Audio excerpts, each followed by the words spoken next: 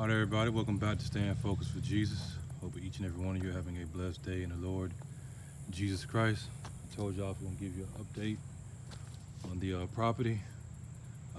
It's coming to a close, We still have quite a few things, but all the major stuff is pretty much done besides the back. So I'm going to give you a walk around of the property.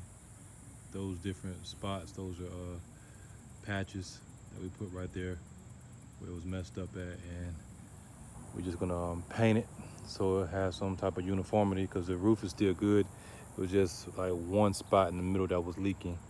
We fixed that. But we got all of our custom trim around the new windows. We got brand new siding on the front, go with that curve appeal. I had this redone, a new vent put in. Got to do a little touch up at the top. That matches the door, and it matches the mailbox. You see we got the black house numbers. I'm going to put a light above the house numbers to shine down on it just a little bit. 126. So 126 Gibson Street, Hot Springs, Arkansas. If you want to look it up and see what the property kind of sort of looked like before. But y'all know about the columns. And you know, I'm not a professional.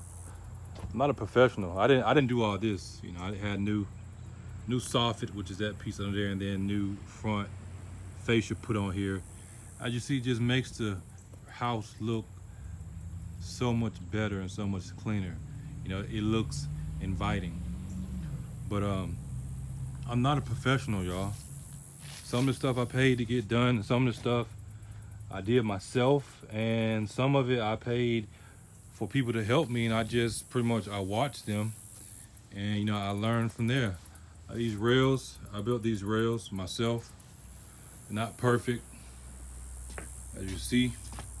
I have just like a little gap. It's not completely level, but I mean, it's pretty good. Don't say so myself. Like I said, I'm not a professional. Pretty sure a professional would come in and say, "Oh, we could have did better." But everybody that's seen it, they've said, "Wow." Even people that do this for a living, they like the columns, they like the rails and everything. But yeah, I built that myself.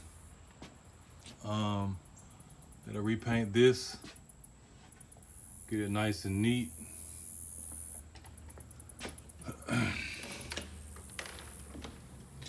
Oh yeah,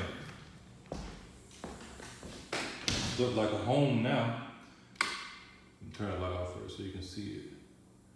We gotta hang it. And I still gotta do some work on that ceiling. I don't like this ceiling.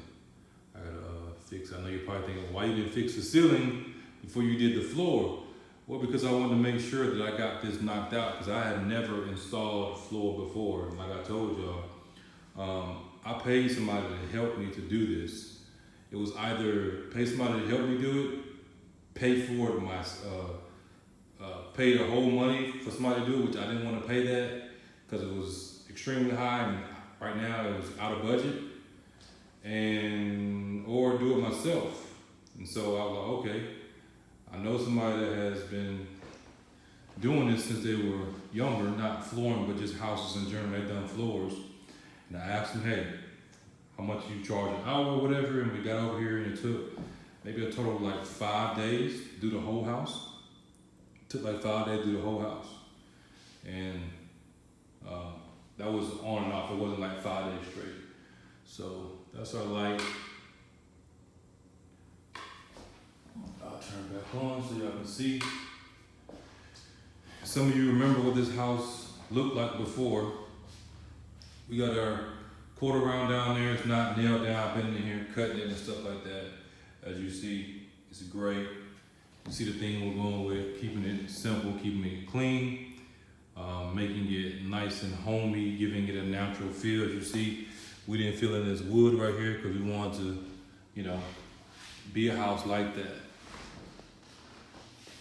That's the door. Don't mind the white spots. Touch that up, obviously. But yeah, this is what I've been in here doing the last 2 days, is literally cutting all this corner around before I nail it down. We got our threshold right here. We went with a aluminum look, and just to flow with the light, you see it's like brushed, and then you come right here and it kind of like flows, and then you got your refrigerator that's also the same.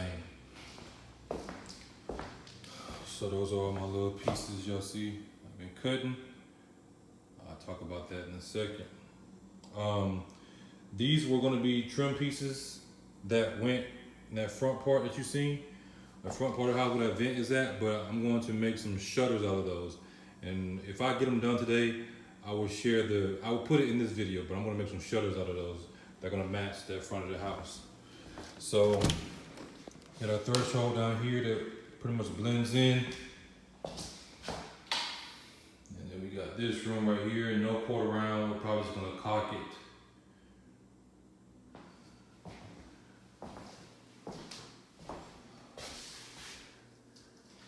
And the reason that we had to go with a quarter round, just being honest, is when we did the floor, certain areas we had to cut short to get it under there. We would not have had to do that if the baseboards weren't already down. But because the baseboards are already down, and I didn't want to take the baseboards back up, we had to cut some of the wood short and cover the quarter round to be able to lock it in and pull it in. Now, if anybody comes in here, the average person isn't going to be able to tell that an amateur or two amateurs did this job. There's only like certain spots where you can see where the gaps are a little bit bigger than what I would like. But what I did is, like for instance, I think like right up in here, you can barely see it. But like right up in there, which nobody's going to see, I think it's, no, I didn't feel that one. There's one right here. Yeah, right here. I can feel it. Like, I came in and I feel that, and I'm gonna go back over it again with this color matched wood filler. And interesting, this is a natural wood floor, but the cherry matches almost perfectly. So the spots that I wasn't happy with, I came in and I filled it in with that. It wasn't a lot, maybe like, probably like 5 or 6. You know what I'm saying, for the whole house, which isn't bad. But you see the theme. We got the brush look, we got the brush light and everything. Got our faucet and stuff, touchless, because you know what's going on. So we use that as a selling point. And when I had a vision for this house, I built this house as if I was gonna live in it. That's how I built it. Because the word says to do unto others as you want done unto yourself. And yeah, I could have easily threw this house together, and it could have been like a slumlord type of house. But I mean, I can't do that. I can't do that. That's just not me. I mean, I could, but I can't. And like I said, I'm not a professional. There's still areas that need to be touched up down there, obviously, but more so this. Now, some of you remember the videos, you're probably like, well, what happened? What happened? You had this beautiful countertop. Man, I jacked this countertop up. I jacked it up. And so what I had to do was I had to flip it over and then work on this side. Because this side, it looks good, but I messed it up so bad. And what happened was, when I put the epoxy on here, it looked good. It was good to go, but there were certain spots that were not dry. And every time I kept on touching it, it was tacky, it was tacky, it's tacky. I'm like, man, this should have been dry by now. And so I did a little bit of research, and I found out that when you're scraping the cup, and if it's too much hardener or too much resin, it's not gonna get hard, so it pretty much stay tacky forever. And I was like, oh my God. And I wasted like $50. The countertop looked awesome, but I couldn't have certain spots where you could literally still touch it, like that, like it was tacky. It was gonna never dry. So I caught myself sanding it down a little bit, and I said, okay, I'll just come over with a little bit of more epoxy and lay it over there. I get to sanding that stuff, and it started messing up, and it just got worse and worse and worse. And I was like, you know what? I'm gonna flip this thing, hide that side, and I'm gonna seal it a very simple way with the classic polyurethane or polyacrylic. and be done with it. Cause that epoxy resin, if you don't know what you're doing, you'll mess something up. And I didn't know that you couldn't scrape the bottom of the cup, because if the mixture is off just a little bit, it will not harden. It will not harden. So if you're a beginner, I wouldn't recommend it, or practice on a piece of something like that. But my beautiful countertop that I had, some of you remember the video or the pictures I put on Facebook. Yeah, this is what happened. I had to flip it over because I couldn't use that side anymore. I mean, I could if I sanded it all down, but this thing is, yeah. So, like I said, hey, I'm not a professional, but it is gonna be done right. That side's messed up, but hey, it is what it is. You can see where the epoxy was. And the epoxy, man, it looks good when it's on there, but yeah. But coming over here, we got a cabinet over the top of the refrigerator. Some of you remember I was talking about that. We got a brand new refrigerator. In fact, give me a piece of ice.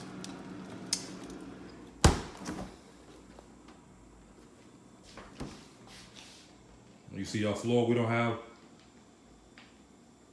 gaps. Gaps that are there, you wouldn't be able to tell unless you like get up on it.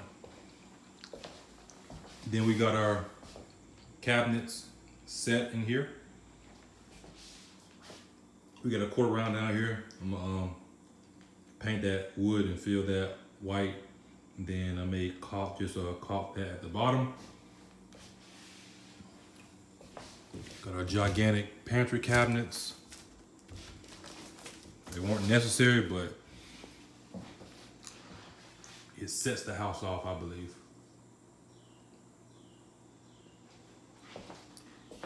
And then we cut a little spot back there because it's a socket.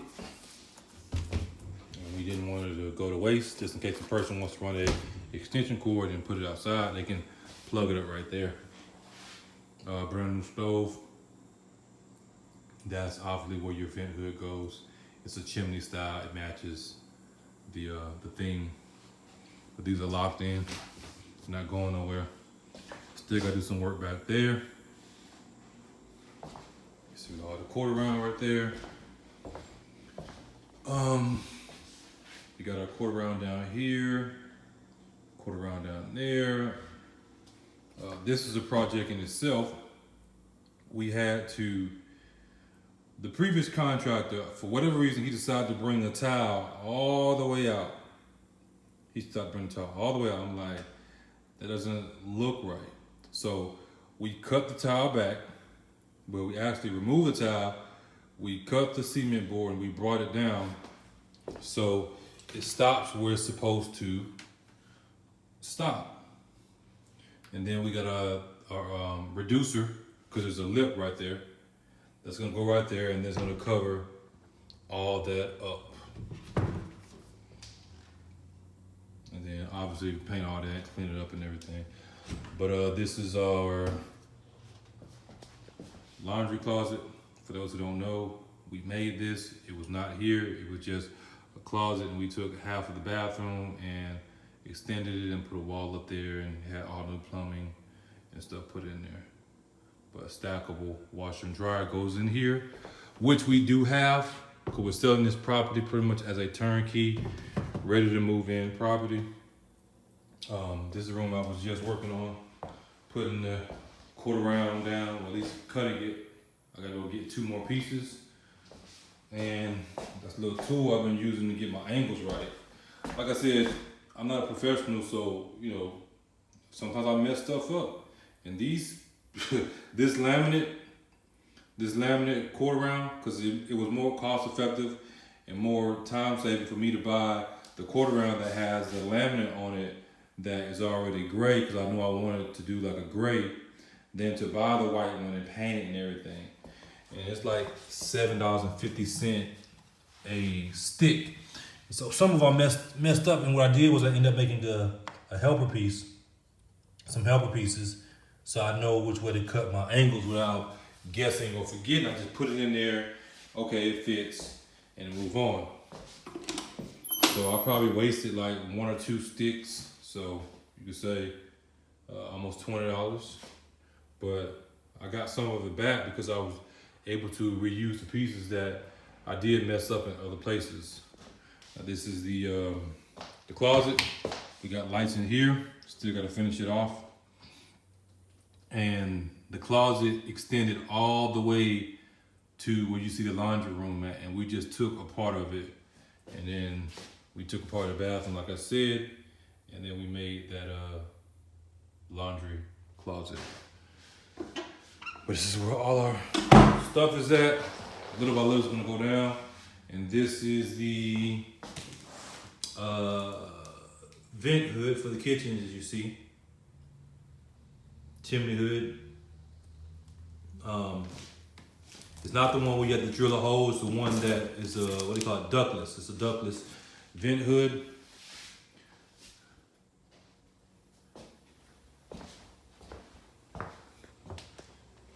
And then here, we don't have to come back on it because our door is actually on the outside.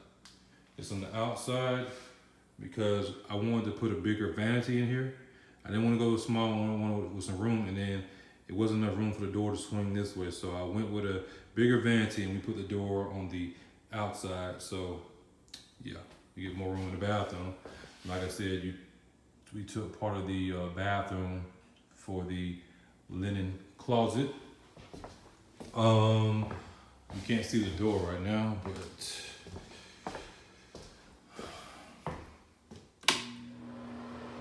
vent and everything, lights, that oil brushed look to it, and that's also the heat.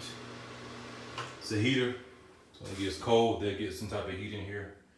And I gotta, man, so you pay people to do stuff and you get to go back and redo it. I paid the person $50 to come in and fix this tile that was broken. They end up cracking the other tile right there. Yeah, that's not dirt. Some of it's dirt, but not all of it. Right there, you see it's cracked. So I gotta buy a kit that's going to fill that in so it doesn't look as obvious. And they were supposed to re-grout it and everything, and they did. It just. I was like, man, my 2-year-old, my 1-year-old could have did better than that. So what I did was I came back. I took up everything they did in regards to redoing the grout and everything. I scrubbed it all out there before it dried out real good, and then I found some stuff called Grout Refresh, and then I just went in there myself and filled it in so it looked right. It's not gonna be perfect because this isn't that type of house, but I'm doing the best that I can do. And you can see this is where it's not, and that is where it is. So I still have to come back and do all this. But it's a solid bathroom. You see the thing that we're going with. Almost done with the bathroom. Just gotta paint it and put the backsplash. We're gonna put backsplash up there, and then we're gonna do it down here. It's gonna be the same backsplash that's in the kitchen. So we still have to cut this subfloor back, and then cut out the little part right there, and then put another piece of wood right there. But this is our linen closet. We're using it for storage right now, as you see. And this is that Grout Refresh stuff, pearl gray, that I've been using. Pretty good stuff. So the person that was supposed to do the job, yeah, they got me for $50. But hey, live and you learn. Like I said, some of the stuff is not perfect. Like you see where our cuts are at, you still see like a little gap. Now the door's gonna be on that side, and then you have a gap right up in here, and then a gap right here. And the guy that was helping me, for whatever reason, he didn't do it that way. I wasn't here when he did that part. So I probably would have said something like, hey man, make sure we keep that piece of wood on there so we don't have to worry about that. So what I'm gonna do is I'm gonna get some wood filler. I'm gonna fill it in, and then, hey, I'm gonna be done with it. Nobody's really gonna be down there in that corner anyway, looking to see, oh my God, there's a wood fill in there. Now it looks obvious like that, but when I put the wood fill in there, if I need to stain it a little bit, then you know I'll be good to go. So I'm just being honest with y'all. We got a threshold over there, and then we have our other bedroom. We obviously have to do some touch up on the paint and stuff like that because we've been working, but we got a quarter round all cut out. Like I said, I've been doing this for the last 2 days, doing all this quarter round, just trying to do little knick-knack stuff here and there, and that's the other closet. And we took half, it's the same length, we took half of the closet and we made that linen closet. But man, this floor looks pretty good for two amateurs. Now, would I do this floor again? Probably not. I would do a glue down, just because the glue down is easier to work with. In my opinion, I would think that the glue down is easier to work with. I kind of like used a glue down floor before, and it wasn't that bad. But I had already bought this, and I wasn't about to take it back because that was a lot of flooring. So this is the other closet. You gotta finish this off, paint the doors, put the doors up there, and then we'll be done with that. But yeah, it's a pretty nice house. Like I said, I built this house as if I would put my own family in here and we would live in here. So just give y'all an update video. Guess we go look at this back porch. Nothing really to see. But I gotta figure something out for this because we gotta redo all this, which isn't too bad, but we have to reinforce this with some, 4x4s or whatever, and reinforce that one, and then we have to lift it up because it's sagging, which is why it scrubs right there, because that side is sagging a little bit. So I gotta figure out something for that without paying an arm and a leg, because some things I'm not comfortable with, so I gotta figure something out without having to pay a whole bunch of money. Because yeah, we getting close to the end, and yeah.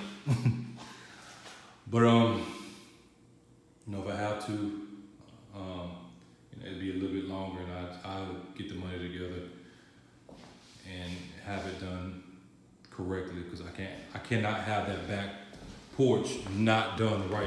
My concern isn't necessarily the rails and everything, because we're gonna do rails like this around it, but they're not gonna be stained. We're just gonna keep it like it is.